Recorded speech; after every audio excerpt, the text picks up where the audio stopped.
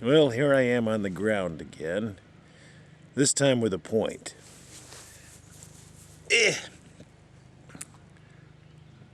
I just showed my bald head when I did that, did I? You're going, bald head, man. You got lots of hair. What are you griping about, man? I'm getting thin up there. Okay, so that's not the point of the video. Okay, here we go. Sometimes you can do too much, too good, too much good.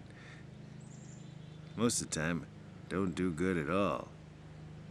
Need to let the Lord bring us low and show us things. Well, Lord brought me low the other day because I was trying to do one good thing that I tried to turn into three good things. Here's something the Lord's really shown me of late, or teaching me. I haven't fully learned it by any means. What do you want? Let patience have her perfect work in you. Isn't it say something like wanting nothing? But we don't want to be left wanting or look like we're left wanting. And here's how I left myself in that situation by trying to do three good things when I only needed to do one. I'll tell you right where it started. I saw a whiteboard at the YMCA and it had a little fancy saying on it. I don't want to muddy up the video with, making you ponder this thought, so I won't tell you what the fancy saying said. But I couldn't figure it out, so I asked them. I asked three different people. I said, what does this mean? They said, don't know. So I was talking to one guy, and he didn't know either, and so I said, well, I got a fancy saying to put on there. Actually, I didn't have one at the time. I thought it'd be kind of cool if I could put a Bible verse on that whiteboard. So that's what I wanted. I wanted to put a verse on there. And you could say this is where my good deed came from. But I didn't recognize that at the time. But the Lord gave me part of a verse where it said, He shall lift you up. Well, so it's funny. The next day, I come in. Well, okay, the guy, first off, that first day, he said, I said, I got a nice, he goes, we don't have any dry erase markers. I said, I'll get you some. He said, yeah, right. I said, yeah, I will. So I thought, yeah, I'm gonna. Well, the next day I come in and they had a verse, and it wasn't a verse, they had a saying on there about falling. So I thought, I thought about that part of that verse that God said about lifting, He shall lift you up. So I thought, but I couldn't think of the first part of that verse. Okay, so the next day, well, no, it was later that day. Well, did I tell you they had a thing on there about falling? Yeah, I did. Okay, so I went to go get those dry erase markers, and I come back, and here's how I muddied up the circumstance. Actually, well, now I've got two good things I want to do. I want to get them markers, but I also still want to draw on that, or write a verse on that board. Okay, so I get there, and it's really cool, because before I go in, I was thinking, I wonder where this verse is. Gee, I wish I had my computer Bible. So I opened up to James 4:10. I swear, I opened right up to it. It says, humble yourself in the sight of the Lord, and He shall lift you up. I thought, that's it. But I wimped out, because I'm thinking, that says something about the Lord. Okay, this isn't the point of the video, okay? My failure in not trusting that God showed me that, and I probably maybe should have been bold and I should have done it. But no, actually I was trying too hard. And here's how I recognized it.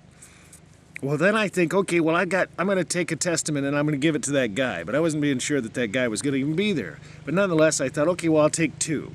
Okay, so I go in and I get up to the desk and there's three women.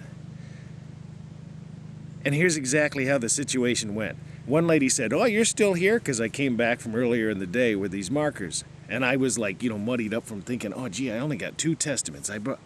There's three of them here. So I, had that in mind, and I had an awkward response. And, she was just goofing around. If I wouldn't have added to the situation, I could have kept it casual. But because I tacked on some other good thoughts instead of just doing one good deed. Okay, here's what happened next. Then another one of the girls said, when I give them the dry erase markers, she said, oh, no colored ones?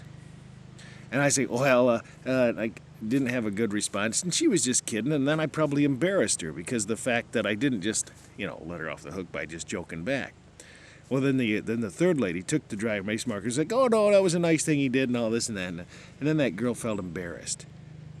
And why couldn't I just be casual about the situation and just respond back with a casual little response? Well, because I muddied the situation up by trying to do 3 good things rather than just 1.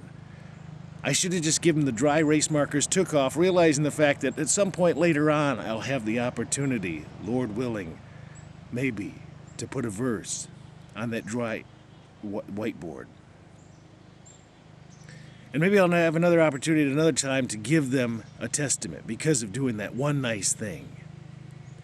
But because I muddied up the situation, I had 3 things with 1 goal that I wanted. The Lord is my shepherd. I shall not want. I need to learn this. Because the last thing I want anybody to ever think is that I want something. Because now I'm left. Actually, after that little situation happened, I'm just kind of standing there like, okay, now what do I do? And I think they felt that tension, like, what does he want? Why is he still standing there? So I was like, okay, well, see ya. But the last thing I want anybody to think is that I want something. But that's what the situation I left myself in because I muddied up the situation trying to do too many good things at once. This is what I'm learning. Sometimes we try to do too much. Check your motives. Do you want something? If there's another motive besides just doing good for the sake of doing good, it can muddy up the situation and the onlookers can stand there and think, what do they want? But they won't ever express it. Let patience have her perfect work in you, that she may be entire,